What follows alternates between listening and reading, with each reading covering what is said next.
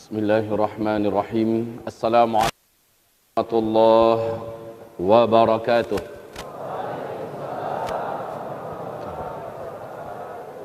Alhamdulillah, wassalatu wassalamu ala rasulillah, la hawla wa la quwwata illa billah. Allahumma la sahla illa ma ja'altahu sahla, wa anta taj'alul hazana idha syi'ta sahla. Rabbi syrah li sadri wa yassir li amri wahlul 'uqdatam min lisani yafqahu qawli. Allahumma arinal haqqa haqqan warzuqna tiba'ah wa arinal batila batilan warzuqna jitinabah.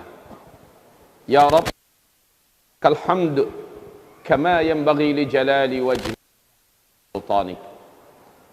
عباد الله اسمعوا قوله عز وجل في محكم تنزيله. أعوذ بالله من الشيطان الرجيم. يا أيها الذين آمنوا اتقوا الله وقولوا قولا سديدا يصلح لكم أعمالكم ويغفر لكم ذنوبكم ومن يطع الله ورسوله فقد فاز فوزا عظيما. اللهم ارحمنا بالقرآن وصدق الله العظيم. وقال النبي صلى الله عليه وسلم ألا إني قد جئتكم بها بيضاء نقية ليلها كنهارها وعنها بعد ذلك إلى هالك. أما بعد عباد الله, hamba-hamba Allah yang kami muliakan, setelah kita memuji Rabbuna Azza, kita ucapkan kalimat berikut ini: Alhamdulillah bi ni'matihi tatimmus salihah. Selanjutnya kita menghaturkan salawat dan salam kita untuk asyrafil anbiya wal mursalin sayyidina Muhammadin sallallahu alaihi wasallam. Allahumma salli ala hadzal nabi wa ala alihi wa sahbihi wa man tabi'ahu bi ihsan ila ba'du. Pembahasan tentang dahsyatnya surga dan neraka adalah bahagian daripada rukun iman yang kelima, al-imanu bil yaumil akhir, beriman kepada hari akhirat. Jika saudara buka ayat-ayat Al-Quran dan hadis-hadis Nabi, umumnya pasangan daripada amanu billah pasti belakangnya adalah wal yaumil akhir, beriman kepada Allah, beriman kepada hari akhir. Ibarat Allah yang kami muliakan, manusia beda dengan hewan. Hewan diciptakan bukan untuk abadi, tapi kita diciptakan untuk abadi. Hewan mati, selesai sudah riwayatnya. Kita mati, dihidupkan kembali, dan tidak ada lagi kematian. Tempat dia satu adalah tempat yang dijanjikan, di mana setiap kita sudah ada nama di dalamnya, sudah ada satu rumah khusus dibangunkan buat dia di dalamnya, yaitu surga Allah Subhanahu wa ta'ala. Jika sudah masuk ke dalam surga, selama-lamanya dia akan kekal di dalamnya, tidak akan pernah keluar. Jenis nikmat yang mereka rasakan adalah apa-apa yang nikmat di dunia ada, tetapi tidak terbayangkan yang ada di dalam surga, dan ini kekal selama-lamanya. Tiap minggu mengalami pertambahan jenis nikmat, dan nikmat itu jauh lebih nikmat daripada sebelumnya. Adapun yang celaka, mereka diletakkan di neraka. Setiap orang yang terlahir ke muka bumi ini, kata Rasulullah sallallahu alaihi wasallam, baik jin maupun manusia. Saat malam ini saya ceramah, yakin dan percayalah, bukan hanya manusia yang hadir di sini, malaikat yang menyaksikan hadir, tapi ada juga bangsa jin yang kita tidak mampu lihat, banyak ikut menghadiri majlis ilmu ini. Allahu a'lam, itu kabar dari Rasulullah sallallahu alaihi wasallam. Mereka juga suka dengan manusia, suka mendengarkan ilmu dan majlis ilmu. Baik. Jadi siapapun orang yang pernah terlahir di muka bumi ini, jinkah dia atau manusia, bila ia masuk ke neraka maka ada yang abadi di dalam neraka. Ini perbedaannya. Kalau masuk neraka, ada yang abadi di dalam neraka. Yang abadi dalam neraka kafir, seluruh orang yang di luar agama Islam. Dua, seluruh munafik yang nifaknya nifak akbar. Tiga, seluruh orang-orang yang murtad batal syahadatnya. Maka inilah manusia-manusia yang akan kekal di dalam neraka Jahannam selama-lamanya. Ada orang yang tidak dibiarkan kekal, tetapi merasakan dibelasah oleh azab yang bertukar-tukar, berganti-ganti sesuai dengan tipe maksiat dan dosa yang ia buat dulu di dunia. Di dunia dia muslim, di dunia dia ada iman, di dunia dia ada amal saleh, dan dia tidak mengerjakan satu pun di antara pembatal syahadat yang 10. Tidak ada dia buat. Tapi dosa-dosa yang lain dia buat, macam zina, macam makan riba dan lain-lainnya. Maka dia masuk neraka, dia dihukum, merasakan azab neraka yang insya Allah ini malam saya akan sampaikan pengantarnya saja. Kenapa saya katakan pengantar? Mustahil hanya dalam satu kali majelis menyelesaikan tentang dahsyatnya neraka. Demi Allah kaum muslimin, 8 bulan lebih saya menyampaikan tentang dahsyatnya neraka Jahannam kepada jamaah kami yang pengajian kami 2 kali seminggu di kota Payakumbuh, Sumatera Barat. Kami membedah kitab yang ditulis oleh Syekh Ibnul Jauzi yang sudah diterjemahkan ke dalam bahasa Indonesia, dahsyatnya neraka Jahannam, 8 bulan lebih. Masa iya satu kali majelis selesai? Apalagi ini dirapel, langsung gabung dengan indahnya surga, dahsyatnya neraka. Makin gak mungkin lagi. Maka saya katakan sekarang yang bisa saya sampaikan adalah pengantar. Dan juga dalil-dalil, silakan rujuk kepada kitab saja. Saya kalau bacakan dalil semakin gak muat waktunya. Jadi saya sampaikan saja nanti kondisi umum seperti ini loh neraka yang akan dihuni oleh kita. Kalau seandainya kita mengikuti hidup dalam hidup ini syahwat dan nafsu kita. فَأَمَّا مَنْ طَغَى وَآثَرَ الْحَيَاةَ الدُّنْيَا فَإِنَّ الْجَحِيمَ هِيَ الْمَأْوَى. Orang-orang yang melampaui batas di kehidupan dunia ini dan dia lebih mengutamakan dunia daripada akhiratnya, itulah orang-orang yang hanya neraka jahim disediakan tempat kembalinya. Wa amma man khafa maqama rabbih wa nahan nafsa 'anil hawa fa innal jannata hiyal ma'wa. Adapun orang-orang yang mampu mengendalikan syahwat dan nafsunya di kehidupan dunia ini, dia takut kepada Allah yang menciptakannya, dia tunduk sehingga dia menjalankan syariat Allah dan membela syariat Allah dalam kehidupan dunianya. Fa innal jannata hiyal ma'wa. Sesungguhnya surga telah disiapkan dan ditetapkan untuknya. Kaum muslimin, lanjut saya katakan tadi, orang yang di dunia ini dia tidak melakukan salah satu di antara 10 pembatal syahadat. Semoga ulama-ulama kita, kiai-kiai kita, ustaz-ustaz kita, guru-guru kita di Makassar ini telah menyampaikan apa itu 10 pembatal syahadat. Apalagi di zaman sekarang banyak yang tidak tahu.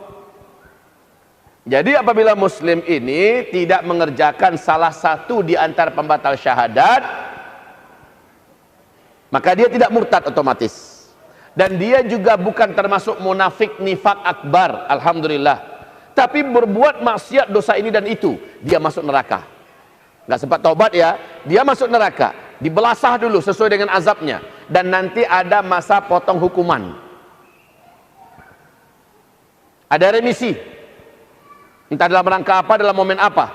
Baik Rasulullah yang campur tangan atau sahabat-sahabat seiman yang asik nyari kita nanti dalam surga. Mana si fulan, kawan sepengajian? Mana si fulan yang ikut dalam bela Islam? Mana si fulan yang dulu ikut dalam membangun Al-Quran? Mana si fulan? Mana si fulan? Enggak ketemu. Pas di searching benar-benar ketemunya dalam neraka. Udah baca hadis ini? Udah dengar hadis ini? Ulama-ulama kita, ustaz-ustaz kita mensantarkan hadis ini. Pasti yakin saya, maka dianjurkan perbanyaklah berkawan dengan orang-orang beriman soleh-soleh di dunia, karena di akhirat mereka bermanfaat. Ketika nama kita nggak ada dalam surga, dia cari, ketemunya dalam neraka, maka dialah yang diizinkan oleh Allah dengan doanya untuk menyilau kita. Apa menyilau itu? Menziarahi kita dengan perlindungan maha khusus, dan dia pun bisa bertegur sapa dengan kita yang kita di dalam neraka, dan dia berdoa khusus kepada Allah. Akhirnya dengan doanya kita dikeluarkan atau diringankan dari hukuman, dipercepat dari masa hukuman, dan dikeluarkan dari neraka. Ini gunanya berteman dengan orang soleh di dunia. Akrabkan, berkawan dengan orang-orang beriman yang soleh di dunia, karena mereka di akhirat akan menolong kita. Kalau tidak ketemu, maka tolong cari kami. Itu bahasa-bahasa umum yang dipakai oleh orang-orang soleh, sesama soleh di dunia ini. Tolong cari nanti saya di dalam surga. Kalau saya tidak ketemu berarti saya di neraka, selamatkan saya. Otomatis kaum muslimin. Hadis-hadis yang bicara tentang untuk sahih. Maka jangan berkawan dengan orang toleh, tapi berkawanlah dengan orang soleh. Baik, akhirnya dia dikeluarkan dari neraka.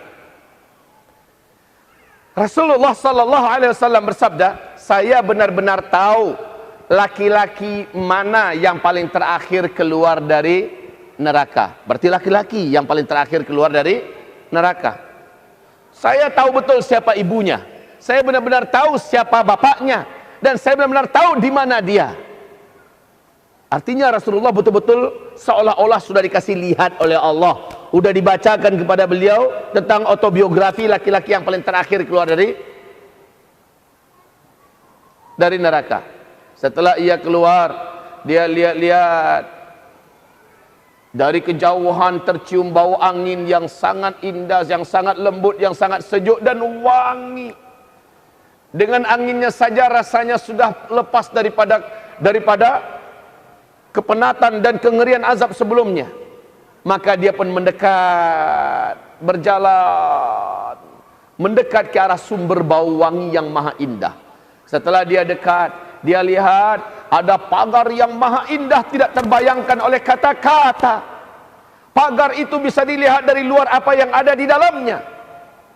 Kemudian dari luar dia melihat pemandangan taman-taman yang maha luas dengan keindahan yang tidak terucapkan oleh bahasa manusia.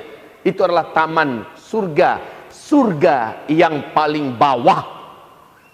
Surga yang paling bawah. Surga itu ratusan lapis dan tingkatnya. Satu tingkat surga dengan tingkat surga yang lain 500 tahun perjalanan, kata Rasul. Tidak diberitahu 500 perjalanan kaki manusia, 500 tahun perjalanan onta atau kuda, 500 tahun perjalanan helikopter atau jet atau apa, nggak tahu. Pokoknya 500 tahun perjalanan jarak satu lapis surga dengan lapis surga yang lain. Jadi yang paling bawah ini orang, dia lihat dari luar, ngiler dia, penuh nafsu, semangat betul, tapi malu untuk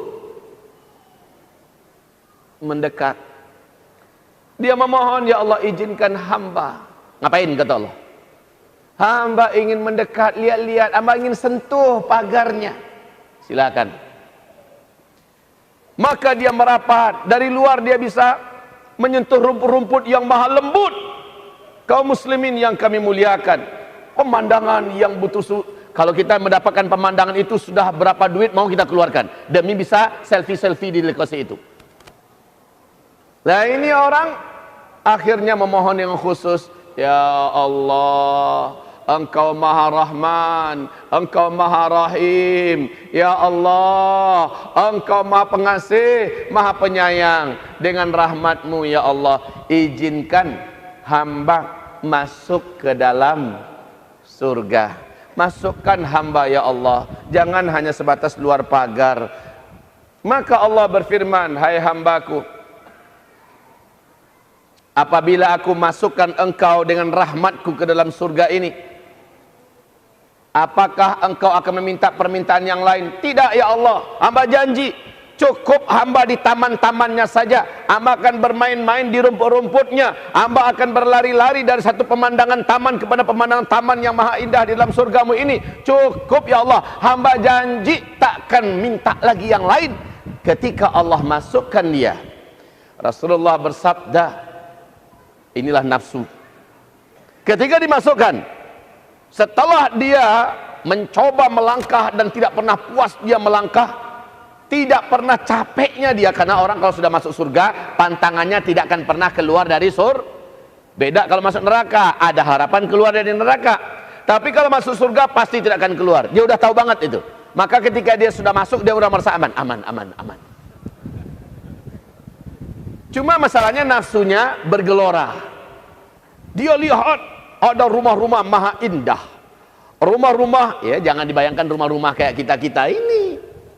Coba lihat, search di Google, lihat rumah-rumah mewah yang ada di India, yang ada di Hollywood, yang ada di mana-mana. Itu nggak ada level apa-apanya dibandingkan kakus daripada surga. Dan di surga nggak ada kakus ya.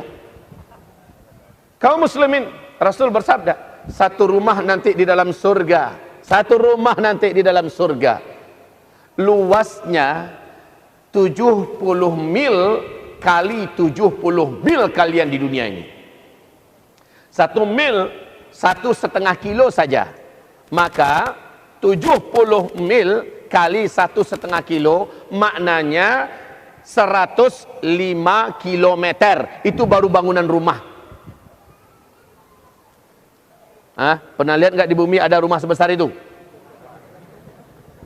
Di sini kuncinya dikunci terlebih dahulu oleh Rasulullah. Ma la ainun ra'at wala udhunun sami'at wala khatara ala qalbin bashar.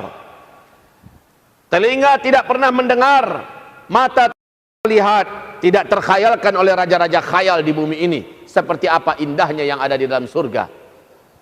Rumahnya saja 1 kilometer, 105 kilometer kali 105 kilometer. Itu baru rumah. Dari apa dibuat rumah?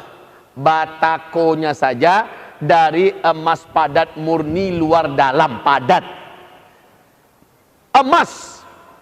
Semennya dari yakut dan zabarjat. Interiornya, hiasan-hiasan dindingnya, seandainya 1 berlian atau 1 butir batu mutiara yang nempel di dinding rumah orang beriman di dalam surga dilepas. Bumi dengan segala kekayaan yang ada di laut, kekayaan yang ada di darat, kekayaan yang ada dalam perut bumi, semua pulau-pulau yang ada di bumi dijual. Kalau perlu orang-orang yang hidup di bumi dijual semuanya. Belum akan mampu membeli 1 butir batu mutiara berlian yang nempel di dinding rumah orang yang beriman di dalam surga. Allahu Akbar. Kaum muslimin, dari jauh laki-laki ini melihat rumah-rumah nan maha indah. Ditambah dia lihat dari jauh anak-anak kecil yang menarik, apalagi lalu lalangnya bidadari. Dia memohon kepada Allah, ya Rabb, izinkan hamba sampai ke sana. Bukannya dia bosan main-main di taman, Pak, tapi kan permintaan pertama hanya sebatas masuk dan di taman-taman aja jadilah. Ternyata setelah dia melihat yang di dalam sana, dan dia minta izinkan hamba main ke sana ya Allah. Biar hamba nggak punya apa-apa, nggak apa-apa. Yang penting hamba bisa ke sana. Allah berfirman, hai hambaku, tadi engkau telah janji, engkau takkan minta lebih daripada engkau masuk saja. Ya Rabb, engkau maha pengasih, engkau maha penyayang. Dengan rahmatmu, please deh, ya Allah, masukkan hamba. Maka Allah subhanahu wa ta'ala, kata Rasulullah tersenyum, Allah persilakan, masuk kamu.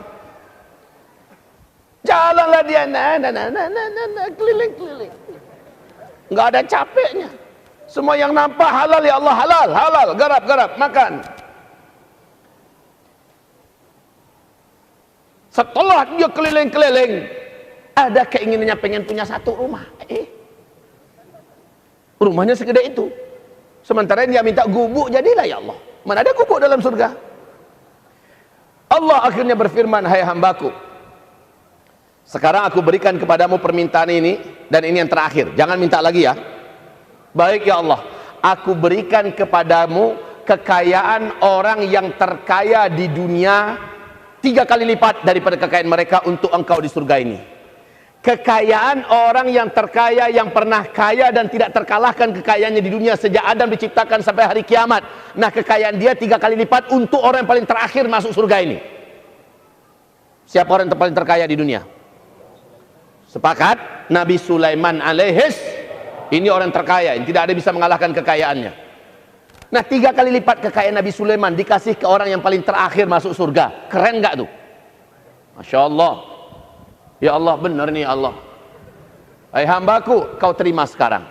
Oh, jungkir baliklah dia, gembira yang tidak bisa diucapkan. Lalu Allah bertanya kepadanya, hai hambaku, bagaimana? Puas? Puas ya Allah.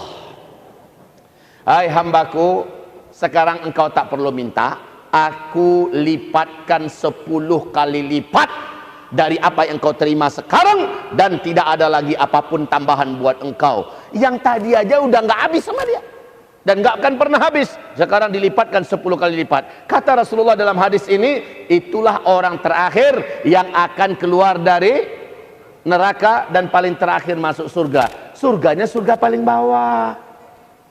Surga paling bawah. Saudara, bagaimana dengan surga di atasnya? Bagaimana dengan surga di atasnya lagi, di atasnya lagi? Dan surga paling tertinggi adalah surga di mana Rasul, para nabi-nabi, para sahabat-sahabat, para syuhada, para solehin, orang-orang istimewa, para pejuang-pejuang, dan orang-orang yang terakhir di akhir zaman yang akan berperang di belakang Nabi Isa di Syam, dan orang-orang akhir zaman yang berperang nanti di sebelah timur Indonesia melawan kaum musyrikin dan munafikin. Syahid mereka di medan perang, mereka akan ada di surga paling atas, surga Firdaus.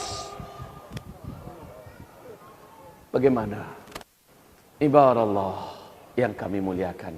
Manusia mengatakan pohon-pohon yang ada di dalam surga, pohon yang paling kecil, pohon surga yang paling kecil, 100 hari kita jalan tanpa stop, 100 hari jalan mengelilingi batang pohonnya. Itu pohon surga yang paling kecil.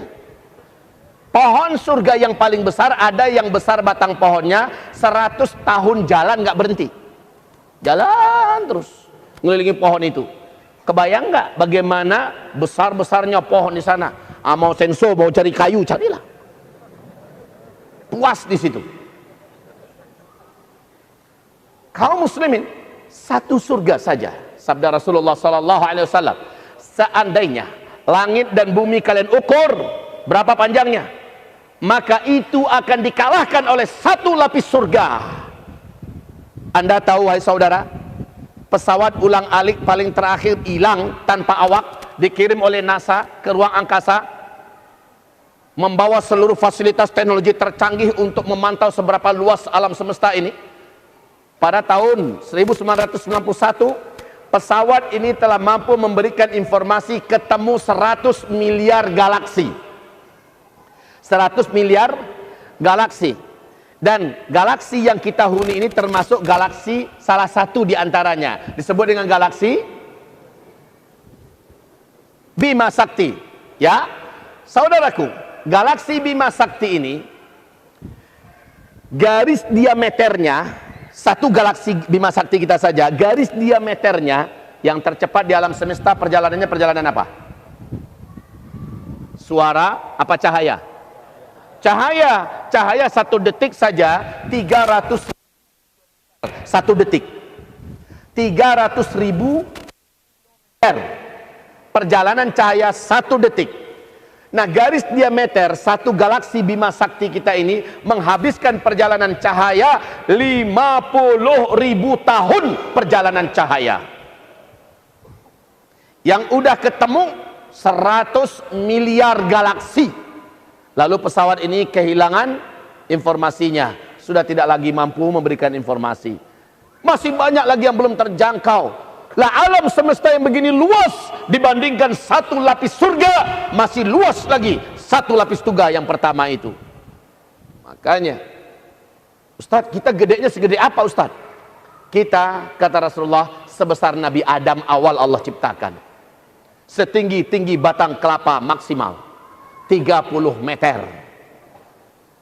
Dan seluruh kita, insya Allah, wajah yang kayak gini-gini ini nggak ada dalam surga. Minta maaf. Termasuk yang bicara. Makanya seorang ibu-ibu tua menghadap ke Rasulullah, ya Rasul, nanti saya dalam surga ada nggak ya Rasul? Rasul bilang kepada ibu itu, kebetulan ada Bunda Aisyah ya, kata Rasulullah, orang kaya ibu nggak ada dalam surga. Nangis itu ibu. Nangis, serius dia nangis. Dicubit Bunda Aisyah, Rasulullah oleh Bunda Aisyah, tega amat engkau ya Rasulullah. Buat ibu tua nangis. Apa kata Rasul? Kasih tahu sih ke ibu itu, mana ada orang wajah kayak gitu dalam surga. Ibu ini nanti masuk surga wajahnya mengalahkan para bidadari.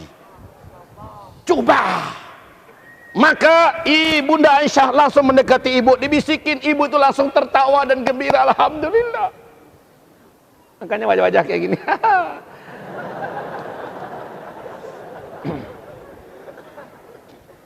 Masya Allah, kaum muslimin, kita nanti sebaya-sebaya. Usia kita nanti di dalam surga adalah 33 tahun, kata Rasulullah sallallahu alaihi wasallam. Tubuh kita maksimal dalam kekuatan, dan saat itu dihapus dari seluruh makhluk hidup di dalam surga, jin dan manusia. Ingat, jin juga dalam surga, tapi jin juga sudah Allah kembalikan ke wujud aslinya, maksudnya wujud kasar. Dan wajah-wajah mereka yang memang nggak sempurna di dunia, Allah ciptakan sempurna dalam surga. Jangan nanti kalian wahai para jin, bukan kalian ya, bukan antum semua. Ini nih yang ikut dengar-dengar nih, yang gantung-gantung di mana-mana. Semua kalian masuk surga. Insya Allah Ta'ala kalian akan ditampankan oleh Allah, dan yang wanitanya dicantikkan oleh Allah sekelas dengan, bukan bidadari, kalah bidadari. Para bidadari pernah berbangga-bangga, tidak ada yang mengalahkan kecantikan kami. Mereka bersenandung di mana-mana. Memang betul. Bidadari itu Pak, Bu, perhatikan ya Bu ya. Bidadari itu tidak pernah dijamah manusia atau jin. Lam yatmithunna insun qablahum wala jan. Tidak ada jin dan manusia manapun yang pernah menyentuh satu orang bidadari saja. Mereka dipingit dalam tempat-tempat yang maha indah, terjaga dari tatapan. Jangankan dilihat aja belum pernah. Dan Nabi bersumpah, seandainya satu selendang bidadari itu jatuh ke bumi, maka manusia atau laki-laki yang akan berebutan sampai mati-mati demi mendapatkan satu selendang itu. Seandainya satu bidadari surga Allah izinkan turun ke bumi, para lelaki dunia melihatnya, hilang semua selera laki-laki di dunia ini sampai dia mati kepada wanita dunia, sampai dia mati. Tegangannya tinggi Pak, putus-putus langsung yang ada kita. Itu baru ngelihat, kalau nyentuh mati, karena tegangannya tinggi. Sedangkan ngelihat aja sampai mati kita Pak, nggak selera dengan wanita dunia. Dan ini pernah menyerupi kami sedikit. Kenapa? Di Mesir itu Pak, anak-anak satpam saja, para pekerja tani saja, tanya sama alumni Mesir, kalau pulang datang ke Indonesia ini bisa jadi bintang film. Selama berapa tahun kami itu dirusak mata kami oleh pemandangan itu. Akhirnya kami pulang ke Indonesia, ngelihat wanita-wanita Indonesia ini nggak ada selera Pak.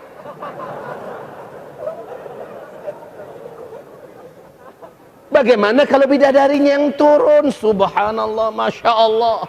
Ya, kaum muslimin.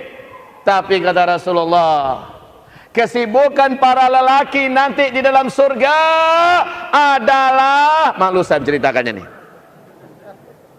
Mau terus? Kesibukan para lelaki yang masuk surga di surga adalah memecah perawan istri-istrinya.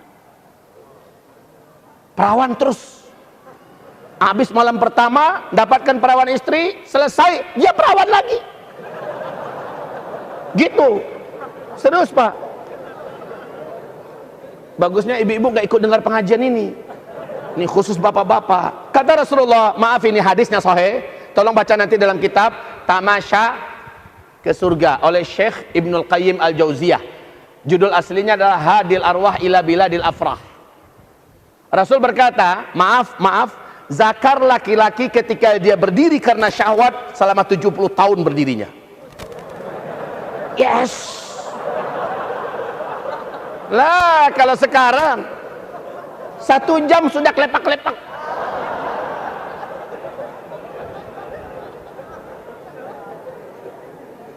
Kalau sekarang nggak main, capek. Ada yang mati karena jantungan, nggak kuat jantung. Udah usia 40 ke atas saja, udah mulai, maaf sayang, abang capek. Di sana nanti nggak ada tua-tua. Ustaz, istri kita nggak bosan tuh, kita nggak bosan. Semua yang namanya di dalam surga, yang dulu kekurangan Allah tiadakan. Sakit selama-lamanya tidak ada dalam surga. Capek selama-lamanya tidak ada dalam surga. Bau ketiak yang seminggu kita nggak mandi-mandi nih, lewat kita ada yang pingsan. Di surga semua makanan menjadi keringat-keringatnya berbau wangi kasturi. Mana kasturi? Ini adalah parfum idola Rasulullah. Banyak hadis yang merekomendasikan Rasulullah menyukai menggunakan parfum kasturi ini. Ini saya bawa dan udah diruqyah. Kaum muslimin, ini keringat orang-orang yang di dalam surga, kata Rasulullah, berbau wangi kasturi nanti di dalam surga. Dan angin surga salah satu baunya adalah bau kasturi. Ibarat Allah yang kami muliakan, nggak ada capek dan juga nggak ada tua. Nggak akan pernah tua, nggak gemuk, makan sepuasnya, bantai apa yang nampak. Fiha ma tashtahil anfus. Dalam surga itu baru terbetik keinginan, datang langsung yang mengantarkan. Pesan ayam goreng, Pak. Iya, saya kan baru mikir. Iya, langsung datang. Silakan, pelan-pelannya datang. Pengen jus apa? Langsung datang. Jus yang tidak pernah terlupakan rasanya. Masya Allah. Fiha ma tashtahil anfus. Nafsu mau apa? Langsung ada. Gratis. Subhanallah. Masya Allah. Kaum muslimin, hamba-hamba Allah, ada nggak malam nanti di dalam surga? Tidak ada. Hari seluruhnya siang, matahari nyara, terang tetapi tidak panas. Kalau matahari kita, Pak, 2 jam aja berjemur, pulang udah gelap sedikit kulit kita, atau mata mulai berkunang-kunang, ya kan? Kita hajian kemarin, Pak Darman Syah, bagaimana di Arafah? Waduh, panasnya minta ampun. Di dalam surga itu nggak ada malam, karena malam bentuk kekurangan yang ada di dunia. Kerja, aktivitas siang-siang capek, butuh malam. Lalu istirahat. Lah di sana tuh fit selalu, tuan-tuan, fit selalu. Makanya tiap ngeliat istri semangat terus. Begitu juga istri. Asal ngelihat suaminya menggebu-gebu cintanya, lebih cinta lagi dari yang tadi. Lagi dong mas. Malam pengantin terus. Masya Allah. Mau jadi ahli surga? Coba bayangkan istri-istri kita di dunia nih Pak. Enaknya cuma sebelum punya anak.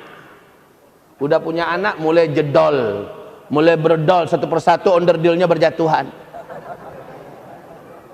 Lalu gemuk, banyak penyakit, ada haid lagi. Ada haid, ada nifas. Kadang-kadang sakit, kita pun dia haid, kita ikut haid pula. Dalam artian apa? Lah orang haid kan nggak bisa diapa-apain.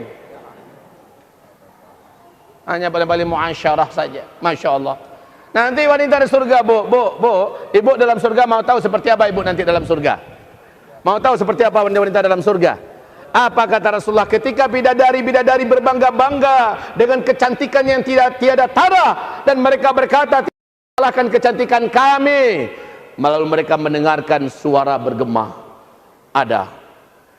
Siapa yang Allah yang lebih cantik dari kami? Datanglah kalian ke tempat ini. Di sana ada sebuah kamar yang di dalamnya kalian akan menyaksikan sendiri. Ketika mereka penuh penasaran, dengan cepat menyebar kepada bidadari-bidadari surga yang lain bahwa ada yang lebih cantik daripada kita, maka mereka pun berduyun-duyun ingin datang dan melihat siapa yang lebih cantik daripada kami. Bukankah kami puncak kecantikan? Ternyata mereka melihat dan mereka langsung merasa minder dengan kecantikan wanita yang dilihat 70 kali lipat kecantikan bidadari. Siapa ini ya Allah? Allah berfirman, ini adalah makhluk-makhluk dari kalangan manusia, wanita-wanita dari hambaku di dunia, yang mereka dulu tunduk kepada aku, mereka dulu menyembahku, mereka dulu mengendalikan nafsunya, mereka dulu mematuhi suaminya, mereka dulu di dunia begini, dan aku berikan kepada mereka seperti ini. Maka berlomba-lomba para bidadari mendaftar untuk menjadi pelayannya. Jadi bidadari-bidadari surga akan menjadi pelayan wanita-wanita dunia solehah yang masuk ke dalam surga. Masya Allah, indahnya luar biasa kehidupan di dalam surga kaum muslimin. Tidak ada tua, tidak ada gemuk, tidak ada sakit, maka otomatis tidak ada rumah sakit. Nggak perlu mikir BPJS, nggak perlu cari rumah dokter spesialis gigi, sakit gigi kebanyakan makan daging onta. Nggak perlu. Kita benar-benar tidak perlu dengan apapun yang dulu kita susah di dunia. Dan kata Rasulullah, di dalam surga itu ada hari pasar. Ada hari pasar, yaitu hari Jumat. Setiap orang akan keluar dari rumah-rumah mereka, mereka pergi ke pasar. Semua, jangan bayangkan pasar-pasar kolokan yang ada di dunia ya. Udahlah, anggaplah mallnya besar kayak mall yang ada di Abu Dhabi, mall terbesar di dunia, dengan kemewahan yang sempurna. Lah itu nggak ada apa-apanya, bayar lagi. Kalau di surga gratis. Mau bawa emas berton-ton, silakan bawa. Dengan berbagai macam variasi dan keindahan, bawa gratis. Masya Allah, kaum muslimin yang kami muliakan.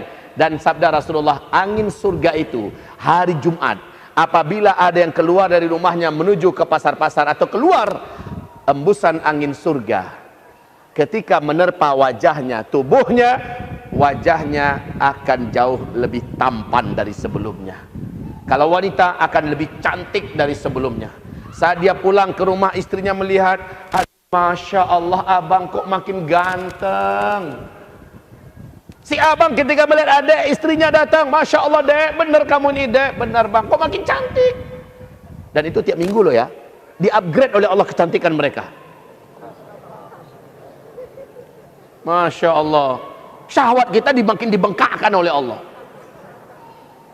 Di dalam ayat Al-Quran sendiri Allah berfirman, salah satu kesibukan manusia-manusia surga di dalam surga adalah sibuk memakan makanan apapun yang enak-enak, buah-buahan yang enak-enak. Ya Allah, makanlah. Dan jangan takut sakit gigi, jangan takut kekenyangan. Kalau di dunia ini sekenyang apapun ada batasnya kan, sampai-sampai nggak bisa napas. Itu di dunia. Di surga nanti makan, mau makan apa saja makan. Allah, buah-buahan surga. Sambil bersandar, muttaqiina, sambil bersandar. Ada buah pak, bukan dalam tempat buah, langsung dari batangnya ambil, tek, makan, fly langsung. Enaknya itu buah, la ilaha illallah, la haula wala quwata illa billah. Masya Allah, kaum muslimin. Lalu dari tempat yang dia petik tadi, muncul balik buah baru, warnanya lebih menarik dari yang barusan dia petik. Ketika dia copot, dia makan lebih enak dari yang tadi. Maka tidak akan pernah ada namanya buah musiman dalam surga. Para penggila durian di dunia, durian montong, durian Thailand, durian apa saja. Kalau durian di dunia ini pak, agak banyak aja sedikit langsung kolesterol. Nah durian sana minumlah, makanlah puas-puas. Entah ada biji entah enggak, kulitnya nyakitin tidak, entah saya nggak pernah lihat. Tapi yang jelas tidak ada yang namanya sakit di dalam surga. Tidak ada, tidak ada. Ustadz, kami dengar Ustadz, istrinya laki-laki surga nanti itu tidak satu, banyak Ustadz. Betul nggak? Betul tidak? Dari mana tahu?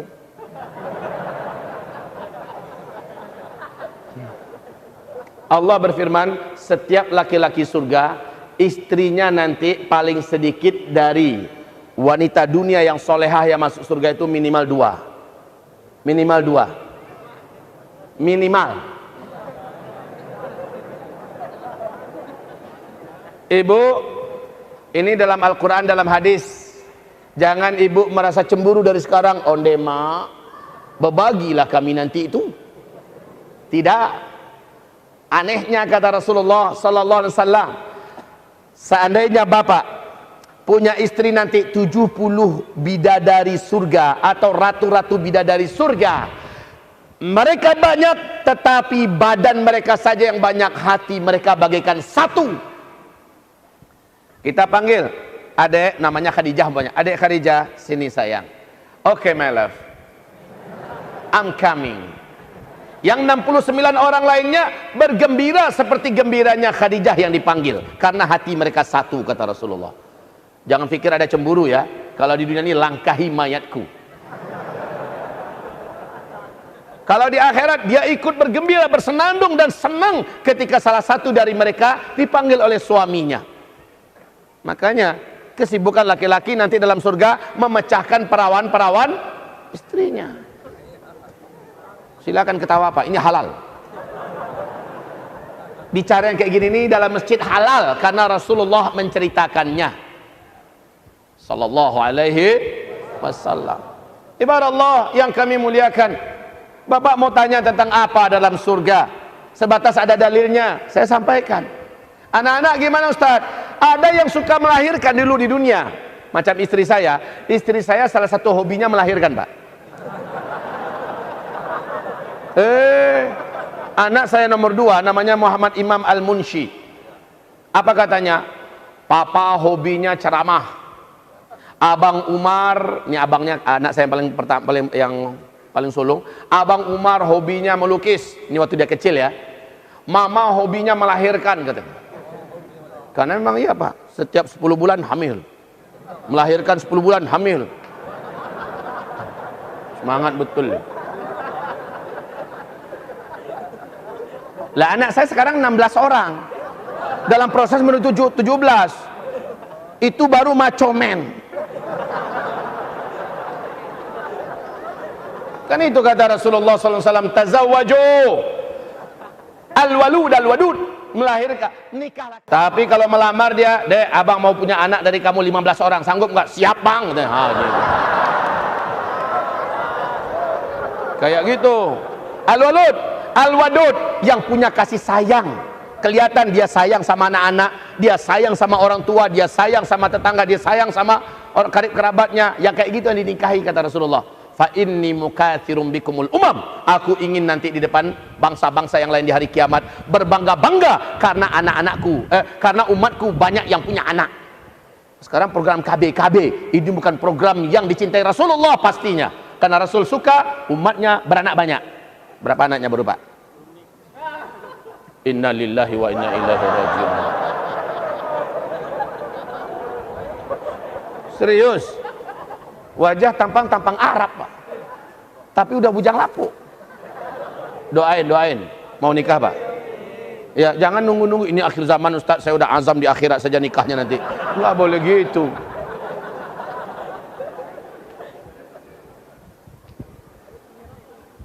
Sudah berapa anaknya? Innalillahi wa inna ilaihi rajiun. Belum nikah. Saya sering nanya orang, kalau di Sumatera Barat itu cepat nikah Pak. Alhamdulillah. Bapak udah berapa anaknya? Oh iya, baru 2 minggu yang lalu. Kenapa telat-telat orang nikah sini? Coba lihat tampang ganteng-ganteng begini ha, kok lama nikahnya? Kasihan banget. Ya, gimana? Mahal ya?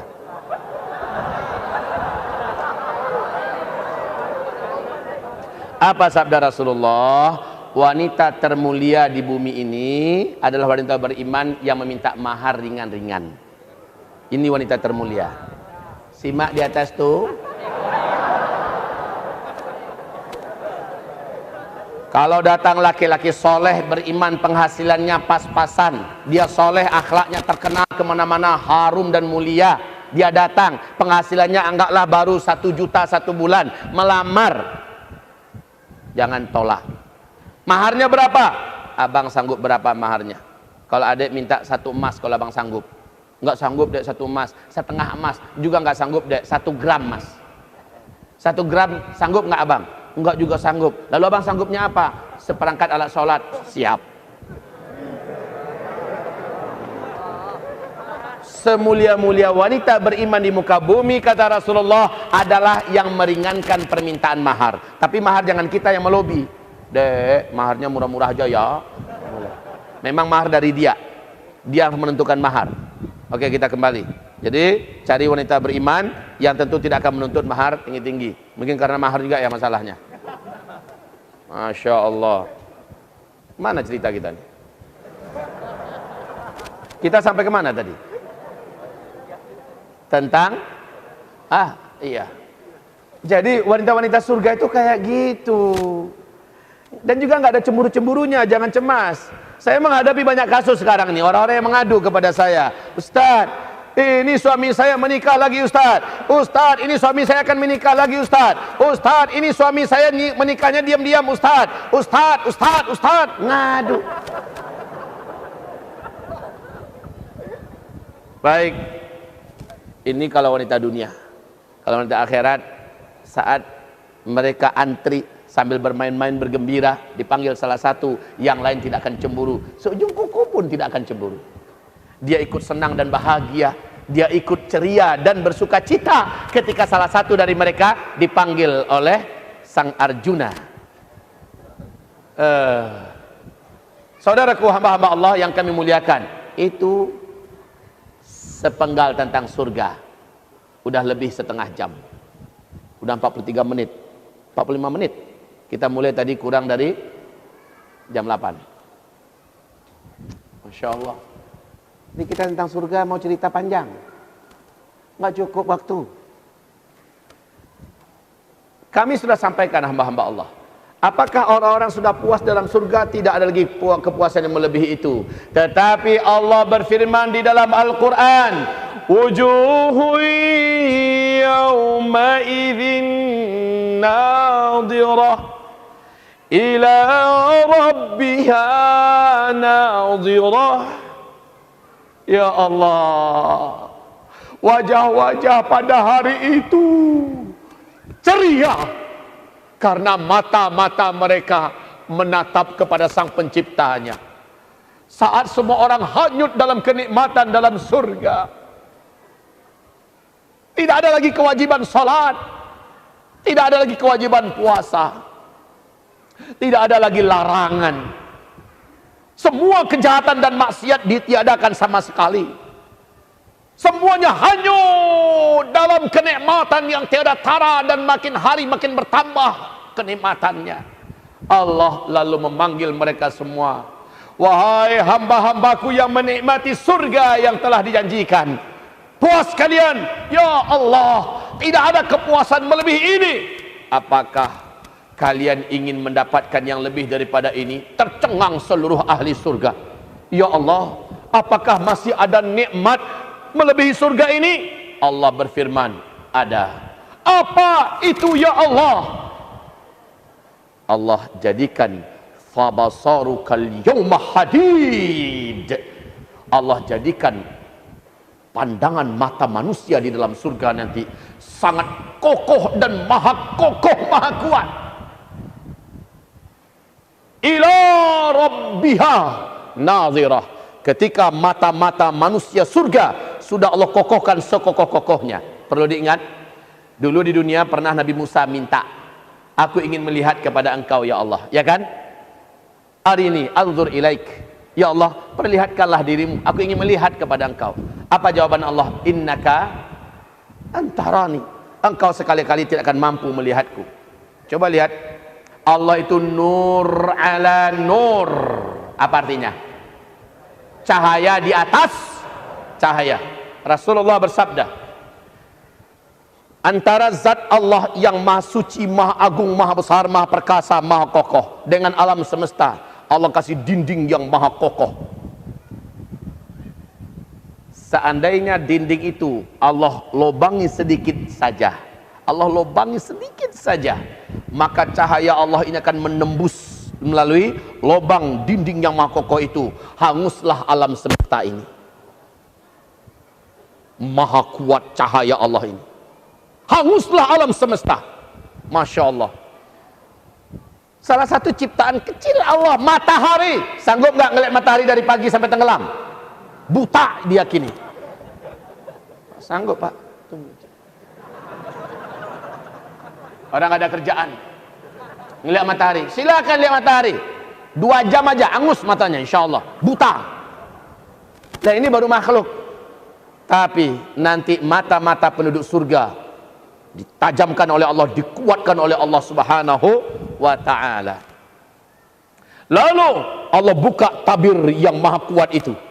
Seluruh penduduk surga melihat dan mereka langsung hilang dalam seluruh rasa. Semuanya terpana dan terpaku.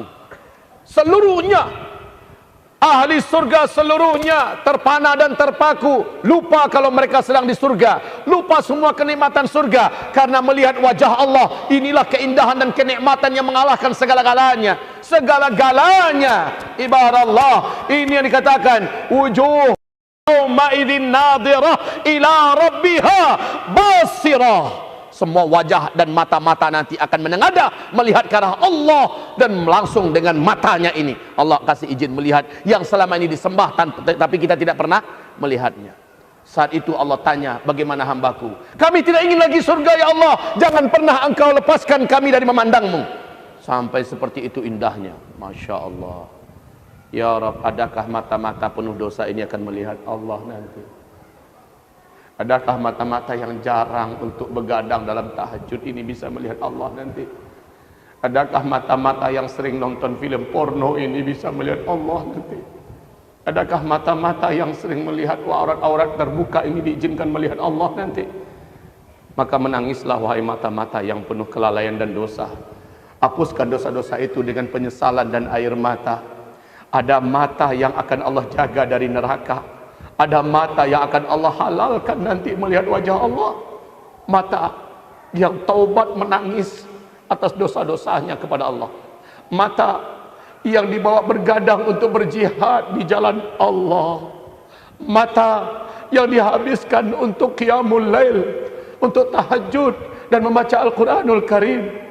Mata yang dipakai menangis ketika berzikir dia kepada Allah Subhanahu wa ta'ala.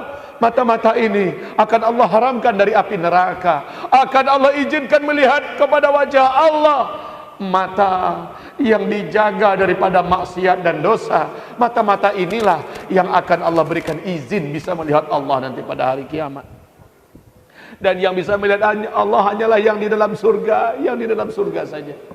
Ibarat Allah yang kami muliakan, indahnya syurga mala ainun ra'at wala udhunun sami'an wala khatara ala qalbin bashar. Kalau kita melihat begitu sempurnanya surga, sungai-sungai yang mengalir di surga kaum muslimin, sungai dengan bervariasi rasa. Rumah kita nan maha besar itu mengalir juga sungai-sungai.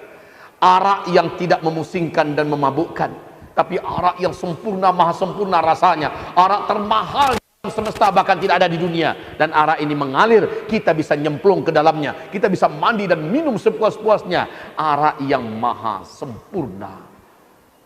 Di madu, di sungai yang lain madu yang terbaik tidak ada di alam semesta. Itulah sungai kita berikutnya.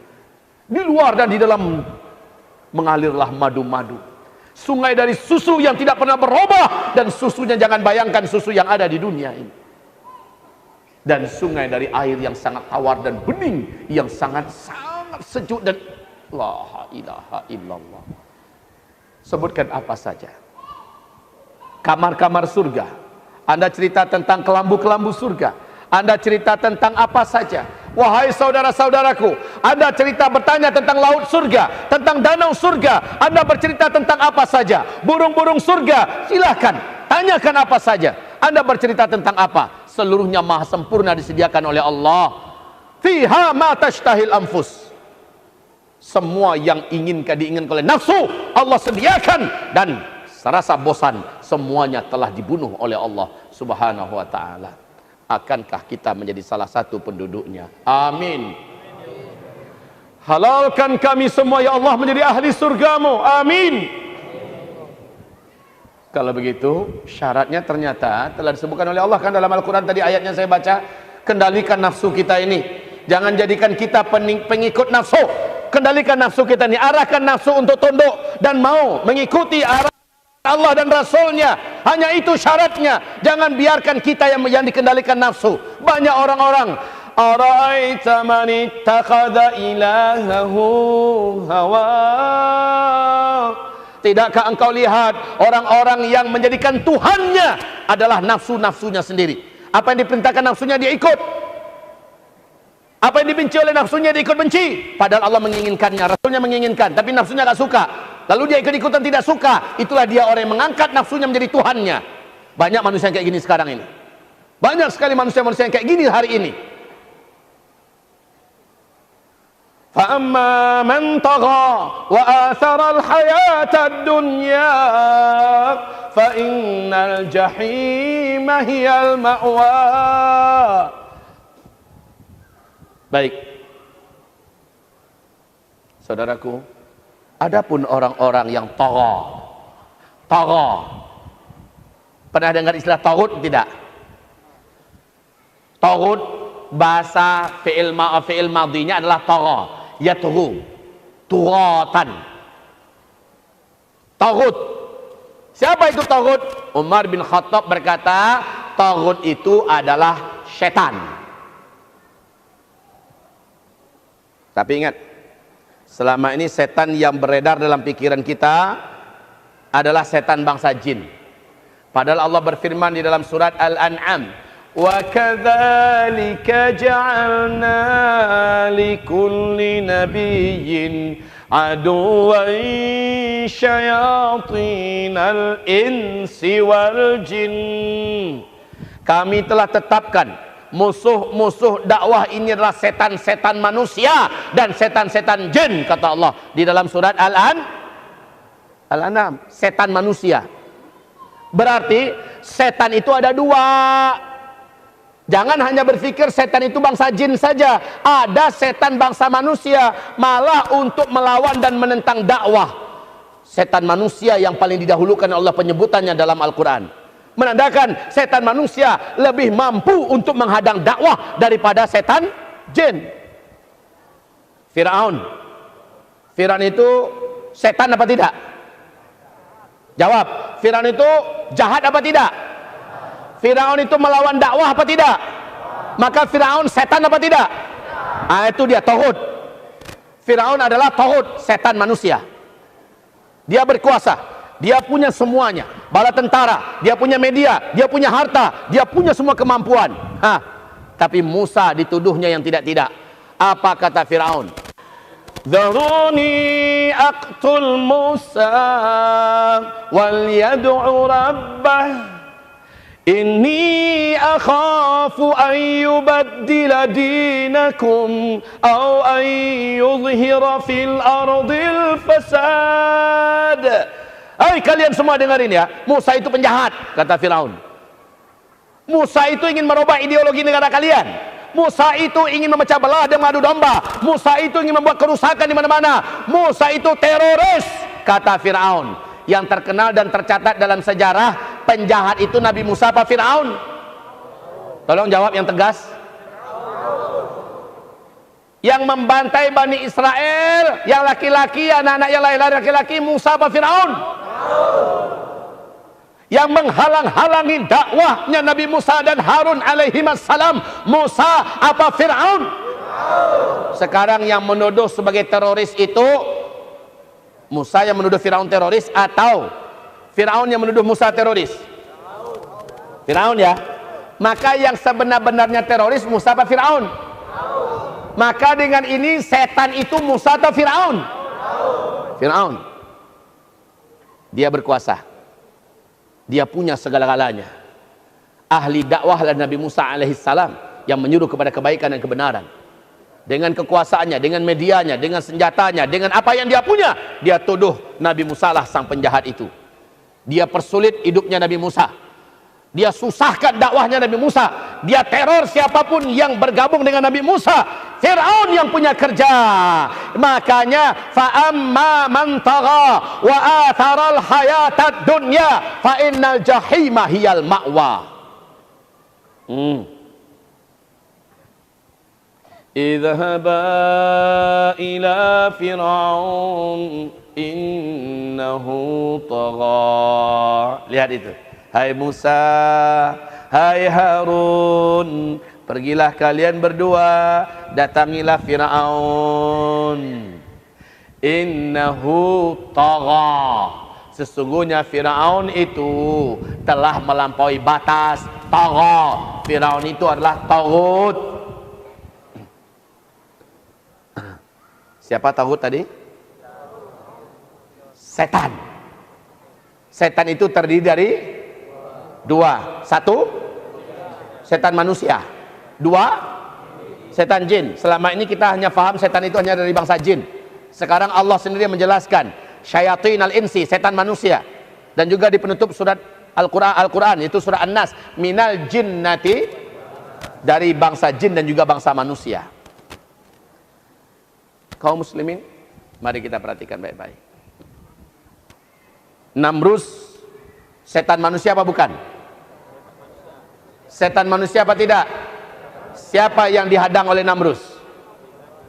Nabi Ibrahim alaihissalam. Nabi Ibrahim penjahat apa ahli dakwah? Maka yang melawannya adalah kuasa, yang punya segala-galanya, yang ditentangnya bahkan suruh bakar adalah Ibrahim dan siapapun yang mengikutinya. Maka Namrus adalah setan, setan manusia. Namruslah Firaun, taghutnya. Abu Jahal, Abu Lahab, dan abu-abu yang lain di Mekah. Ini menghalangi dakwah Nabi Muhammad apa tidak? Walaupun Nabi Muhammad itu ponakannya sendiri. Muhammad dikata pemecah belah umat, membuat kerusuhan di sana sini, berbahaya untuk kesejahteraan, kedamaian dan kesatuan kita di sini. Maka Muhammad berbahaya, bodoh. Itu kata Abu Jahal, Abu Lahab. Abu Jahal, Abu Lahab setan apa tidak? Maka penghuni neraka itu kayak gini kelasnya. Kelas Fir'aun dengan seluruh antek-anteknya. Kelas Namrus dengan seluruh antek-anteknya. Kelas Abu Jahal, Abu Lahab dengan seluruh antek-anteknya. Yuk kita kinikan pembahasannya. Donald Trump menghadang-hadang dakwah apa tidak? Jawab. Setan apa tidak? Ya. Yang kayak gitu tuh. Vladimir Putin menghadang-hadang dakwah apa tidak? Jawab. Benjamin Netanyahu menghadang-hadang dakwah apa tidak? Memerangi Islam dan kaum muslimin apa tidak? Setan.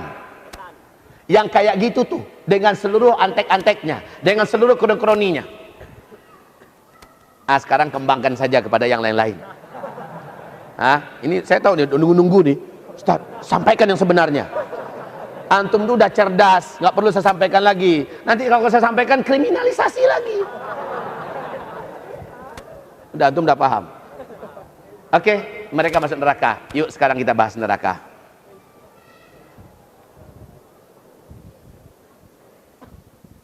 Saudara-saudaraku, hamba-hamba Allah yang kami muliakan. Saya yakin panitia, mana panitia? Semuanya, bukan? Pembahasan masalah neraka ini. Saya katakan tadi, 8 jam non-stop, 8 bulan lebih non-stop, tiap minggu saya ngisi 2 kali, 1 kali ngisi hampir 2 jam, nggak selesai Pak, membahas masalah neraka. Maka saya mulai dari mana? Saya mulai dari fisik penduduk neraka, saya mulai dari nerakanya langsung, saya mulai dari berbagai macam azab yang ada di neraka, saya bercerita tentang alam yang ada di neraka, saya akan bercerita tentang masalah angin neraka, asap neraka, saya bercerita tentang sungai-sungai neraka, saya berbicara tentang apa dulu ini? Baik. Bayangan antum selama ini neraka itu karena dia adalah pusat api, terang neraka itu apa gelap? Kan api. Perlu diketahui.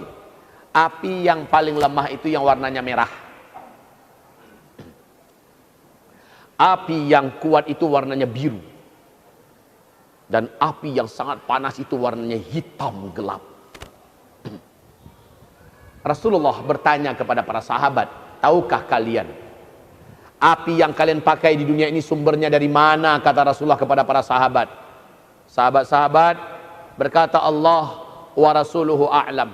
Allah dan Rasul yang lebih tahu. Apa kata Rasulullah?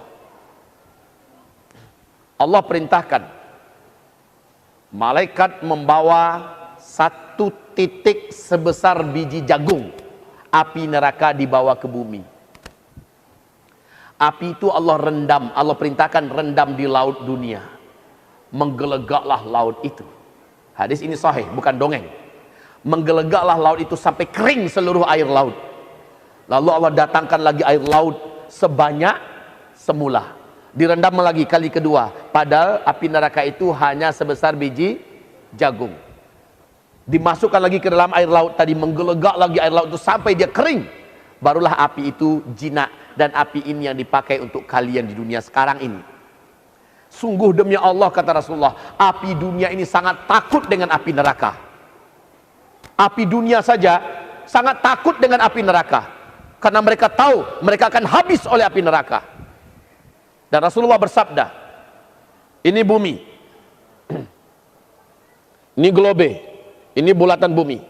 Rasulullah bersabda, seandainya api neraka dilobangi sebesar lubang hidung lembu sebelah saja, lalu tembus dengan bumi kalian.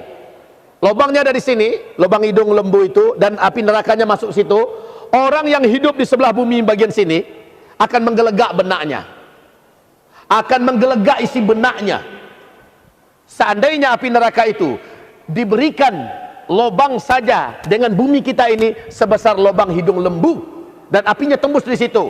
Orang yang hidup di bumi bagian sini dan lubang api neraka itu dari sini, maka menggelegak benaknya yang ada di sini. Ya Allah.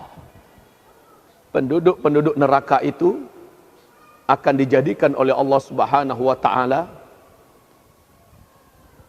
sepadan dengan suasana neraka, sehingga mereka bisa merasakan lamanya penderitaan dibakar.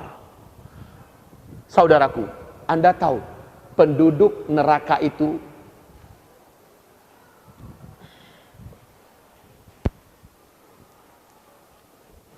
ini hamparan padang mahsyar. Ini hamparan padang mahsyar. Ini hamparan padang mahsyar. Dan ini adalah lubang neraka. Apa sabda Rasulullah? Alam semesta ini dengan seluruh apa yang ada di seluruh alam semesta ini dimasukkan ke dalam neraka, maka masih akan jauh lapang lagi neraka ini. Titian sirat dari padang mahsyar, yang orang kafir langsung diseret, digelandang dengan hina menuju ke neraka. Sementara ketika dimasukkan ke dalam pintu-pintu neraka, menggelinding. Entah berapa lama mereka harus menggelinding. Padahal kata Rasulullah sallallahu alaihi wasallam, orang yang berjalan di atas sirat nanti ada yang terjatuh. Pernah suatu ketika Rasul sedang duduk-duduk dengan para sahabat, tiba-tiba seluruhnya mendengar suara merinding, seluruh mereka mendengar ketakutan. Rasul bertanya kepada para sahabat, saudara, apa kalian tahu barusan itu suara apa? Mereka menjawab, Allah wa rasuluhu a'lam. Hanya Allah dan Rasulnya yang tahu.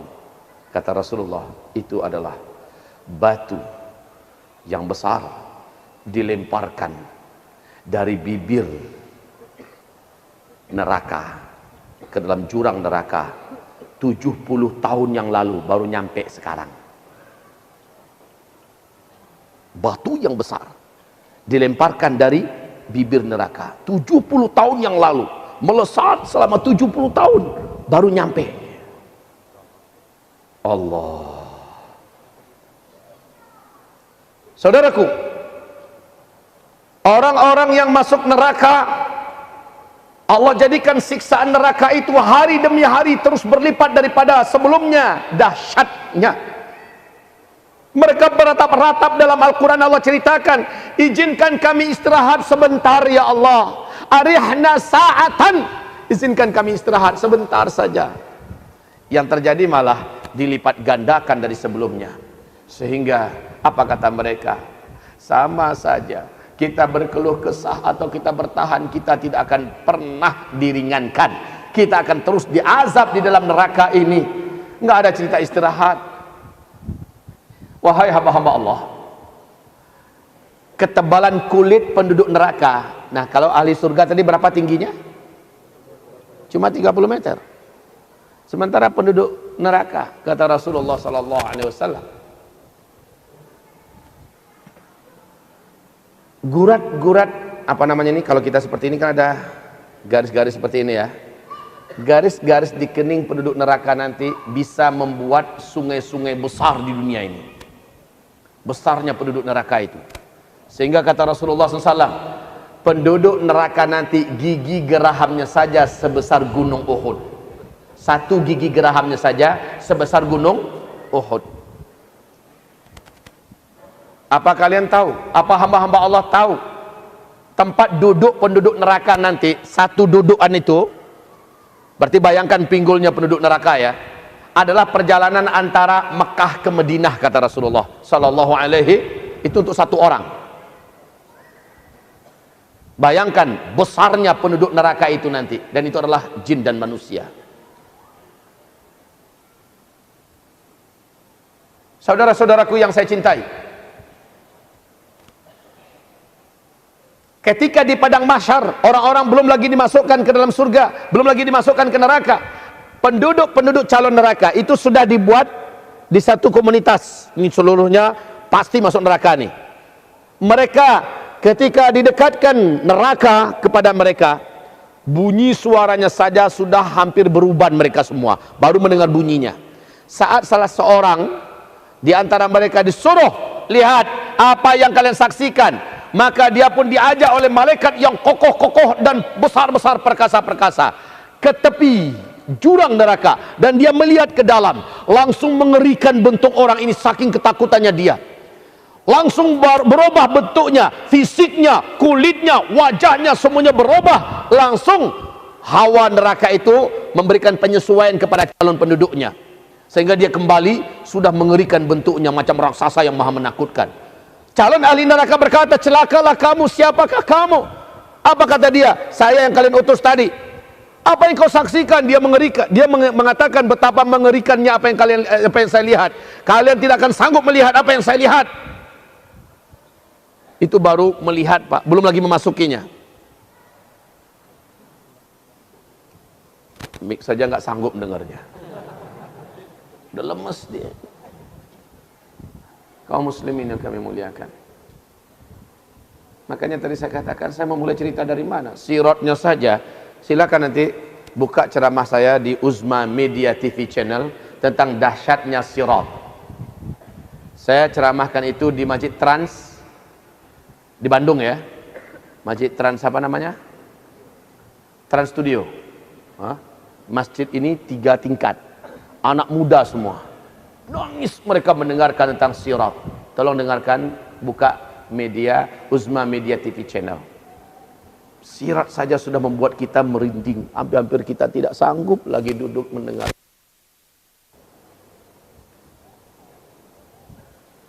Saat kita meniti sirat, kaum muslimin, perjalanan itu jauh sekali.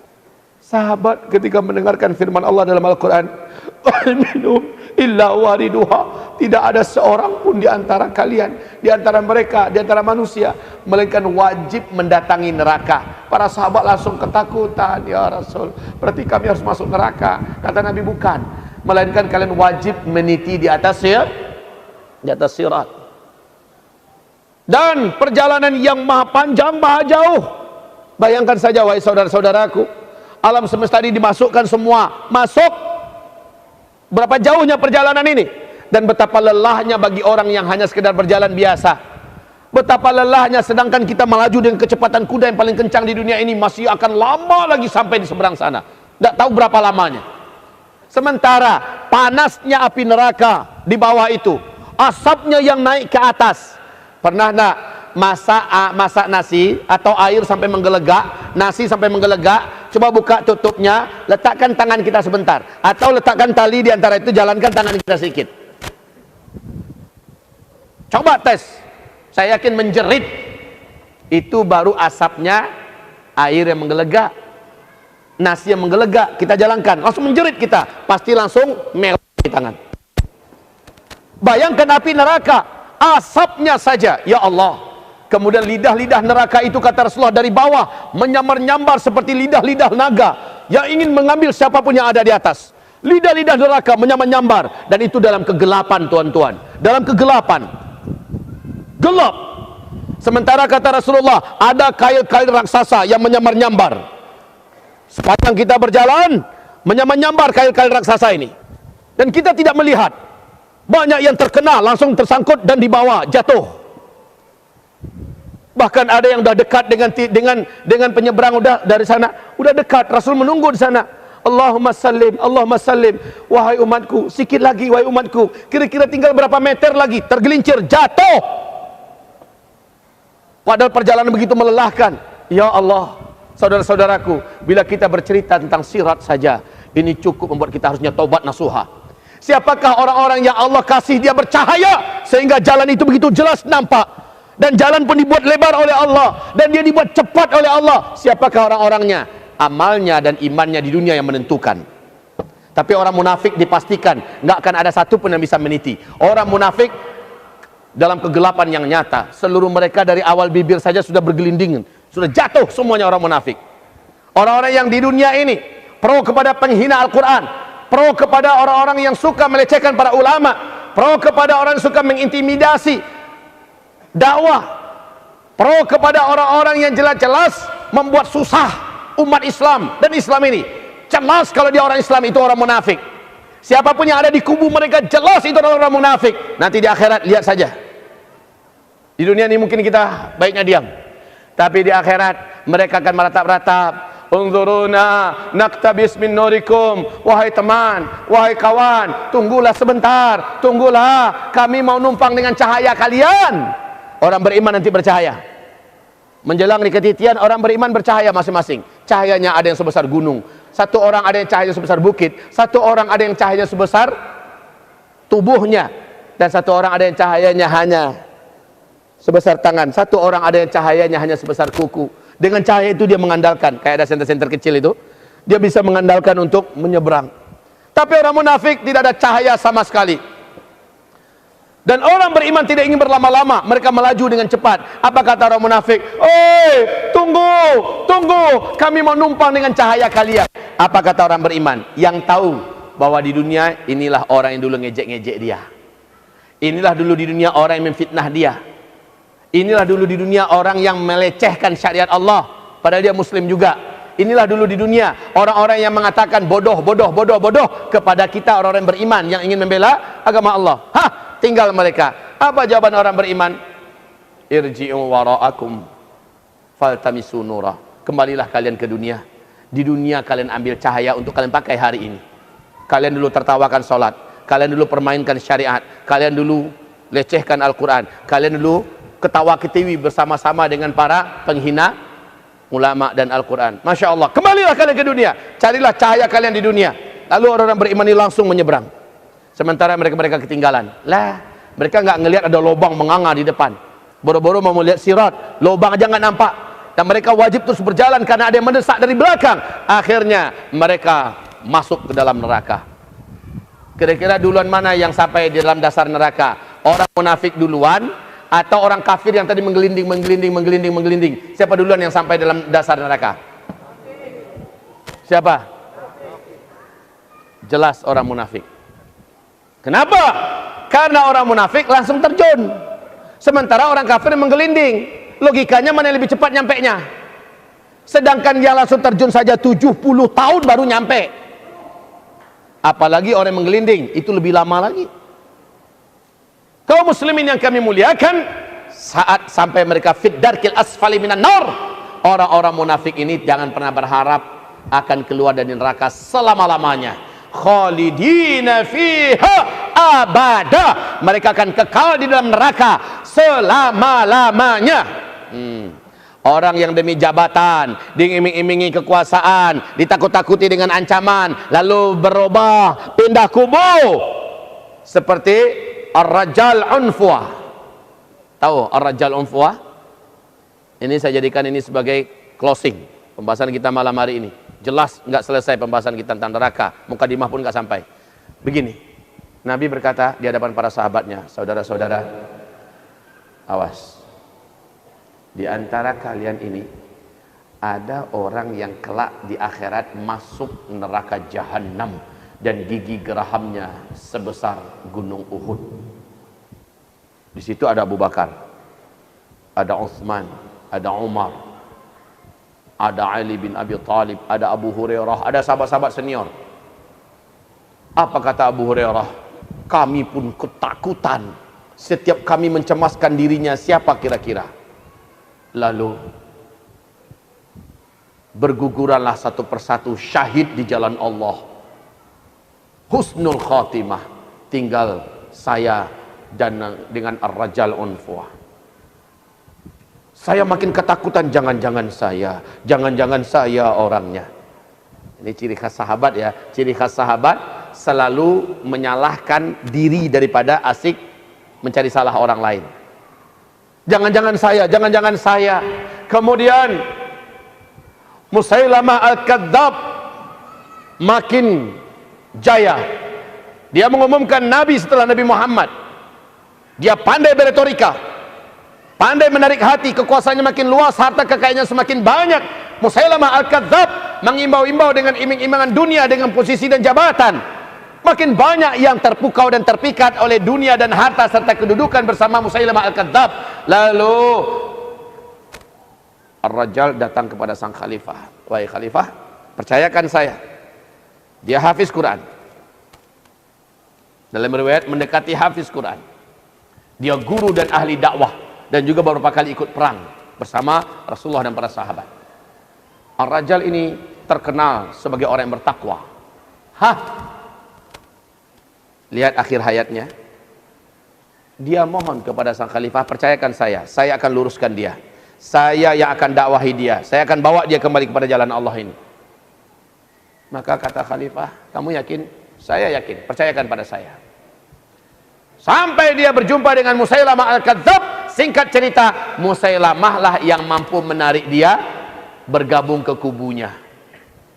Diberi iming-iming jabatan, diberi iming-iming kekuasaan, sehingga sang hafiz Quran yang punya ilmu yang banyak tentang agama, yang berdakwah kemana-mana dan pernah ikut perang bersama Rasulullah dan para sahabat, akhirnya menjadi orang yang penting di dalam kubu Musailamah Al-Kadzab. Dan ini mengguncang para sahabat. Orang sesenior Ar-Rajal Unfuah bergabung ke kubunya Musailamah Al-Kadzab, sang nabi palsu pendusta besar. Hanya karena diberikan sesuatu iming-iming. Maka kaum muslimin, ini zaman di mana akan banyak orang-orang seperti Ar-Rajal Unfuah ini bermunculan. Hanya demi jabatan, hanya demi kedudukan, hanya demi posisi, hanya demi harta, atau mungkin sedikit ancaman. Karena seperti katanya Ustadz Abdul Somad, kalau nggak bisa dirangkul, ya dipukul. Kan begitu kan? Nggak bisa dirangkul, nggak bisa dijinakkan, ya digebukin. Ini ada ancaman. Akhirnya dia pindah kubu. Matilah Ar-Rajal Unfuah dalam keadaan jelas kafir. Maka tenanglah dadaku sejak hari itu, kata Abu Hurairah. Nah saudaraku, orang yang kayak gini ini nih termasuk orang yang akhir hayatnya su'ul khatimah. Dan fase kita, fase keempat, orang-orang macam ini yang akan menjadi penghuni neraka jahanam.